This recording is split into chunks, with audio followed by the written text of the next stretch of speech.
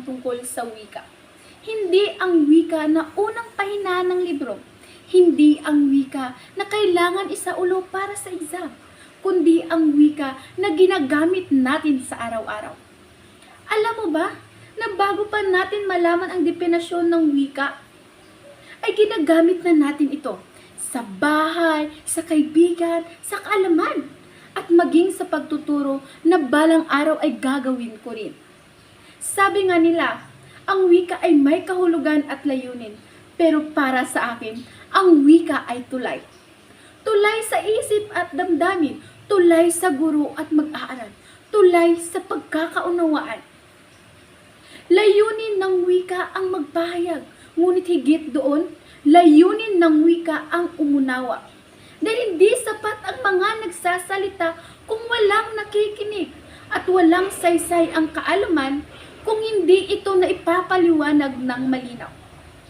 Bilang hinahanap na guro sa Filipino, dito ko mas naiintindihan na ang wika ay hindi lang basta daluyan ng aralin, dahil ito mismo ang aralin. At dito pumapasok ang isa pang tanong. Iisa lang ba talaga ang wika? At dito ko napagtanto na hindi pala pareho ang wikang pambansa, panturo, opisyal, una at huling wika. Kasi akala ko dati na pareho lang ito. Ngunit mali ako dahil hindi pala. Ang wikang pambansa, ito ang wika na nagbubuklod sa atin upang tayo'y magkaisa. Ang wikang panturo, ito ang wika na ginagamit upang tayo'y matuto, ginagamit ng mga mag-aaral upang sila'y matuto. At ang wikang opisyal, ito ang wika sa batas, gobyerno at dokumento, may bigat at pananagutan. At ang unang wika, ito ang wika na ating kinagisnan, unang salita na ating natututunan.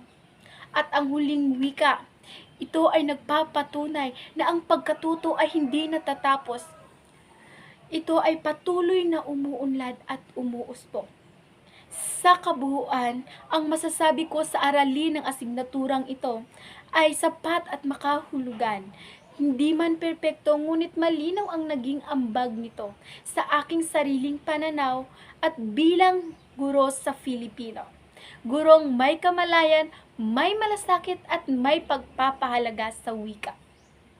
Bago ko tapusin ang videong ito, nais ko lang pasalamatan ang aming guro na si Binibining Mel Mungkopa. Maraming salamat sa iyong gabay, ma'am, at maraming salamat sa aral na iyong binigay na lagpas sa silid-aralan.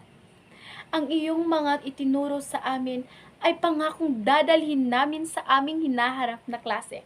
Muli, ako si Binibining Janice Jacinto. Maraming salamat.